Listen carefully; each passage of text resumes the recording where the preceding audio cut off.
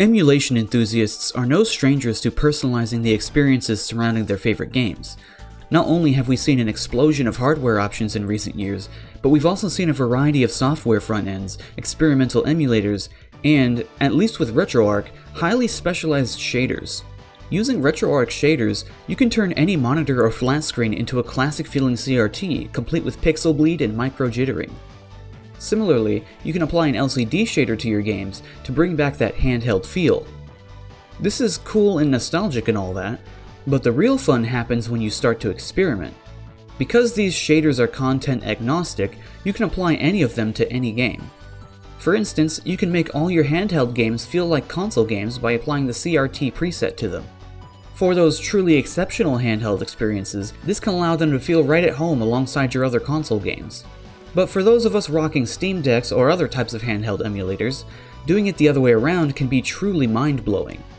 By exploring custom RetroArch shader setups, one can make any game feel almost like a DS port, changing the entire experience. Before we talk about that, I want to show you how you can achieve this look for your games. In RetroArch, you'll want to set your video backend to Vulkan and use the online downloader to download the official Slang shaders. You'll also need to set your global aspect ratio to full. Once all of that is done, restart RetroArch and load up a game. To set up the shader, go into the Shaders menu and click Load Preset. Navigate to the Slang folder, Bezel, Koko-Aio, Handhelds. On a side note, you can go into this folder and click the NTSC Classic Take preset to get the CRT look. But for the LCD look, you'll want to use the DOTS 4x3 preset. Now that the preset is selected, we want to adjust some of the options. Go into the shader parameters and do the following. Look for the overmask setting and tune it to your liking. This is the opacity of the pixel grid. I usually keep it around 86%, but for high resolution systems like GameCube, I put it down to 76% since the pixel density reduces the overall brightness. Next, scroll down to the curvature section and turn that off completely. LCD screens are flat, so you won't want any warping. Then, enable the bezel and set it to straight mode. Adjust the frame alignment until the side edges of the game are touching the bezel. The sweet spot for this is somewhere in the 0.19 range. A little further down, disable the specular corner reflections. I find those to be distracting and inaccurate since the screen isn't curved.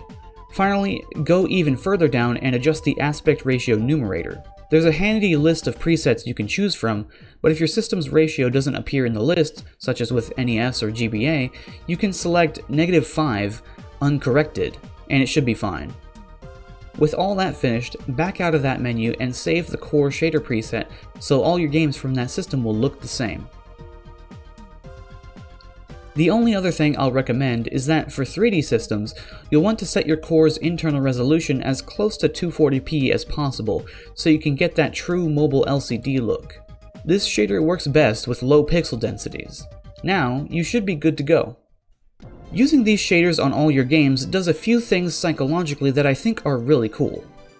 For one, you're getting an honest display of the game. Typical CRT shaders tend to obscure a game's pixels through blurs and glows. The LCD shader goes in the opposite direction, not only displaying those chunky pixels, but outlining and therefore emphasizing them.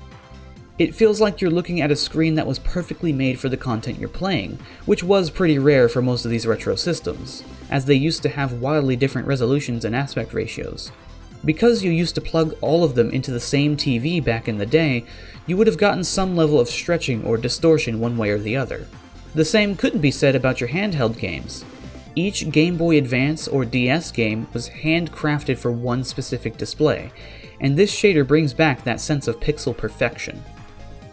Another side effect of this LCD look is that your game library will be unified across your whole device. You're not thinking, oh, this is an N64 game, this is a Sega Genesis game. You're able to let all that go and just think of these as games, as if they've all been ported to this imaginary LCD mobile device. The DS and 3DS in their later years felt like hubs of content you could bring around with you. Their virtual consoles and ports at least partially allowed you to take your classic and new games forward with you, and the same is now true for modern emulation devices. Giving all your retro games this pixel-perfect look, making them all seem like they're running on the same sort of display, further solidifies this unified feeling. Finally, and most excitingly, this shader makes your games feel big again. Whether you realize it or not, this low-resolution pixel grid sets contextual expectations as to the power being pushed by your device. You typically only see such low resolutions on weak mobile hardware, and so when you see more impressive Nintendo 64, PlayStation, or even Super Nintendo games displayed this way, well, it feels like you've just put those games into your Game Boy Advance or DS, with no changes or compromises from the originals. I, for one, love getting that sense of, I can't believe they got this shit running so well on here, when I play my games. By making it look like you're playing these old titles on an LCD, you're putting them into a context for which they feel almost too resource intensive, rather than making them feel like they're running on the same system that plays all your other PC games.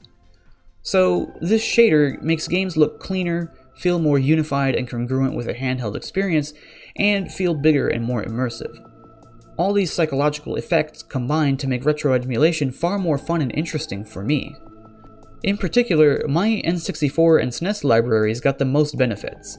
I had always lamented that a game like Super Metroid had traditionally felt so blurry and muddy when compared to the crisp, clean handheld Metroids.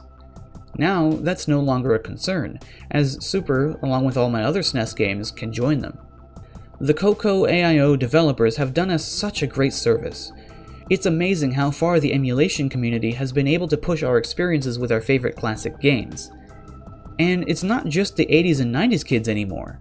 With these sorts of customizations, along with releases like Anbernic's SP device and others, the Zoomer generation are more and more able to carry their favorite titles forward with them in a way that matches their sensibilities. It's exciting to see the possibilities unfold before us, transforming our experiences and making everything feel fresh and new again.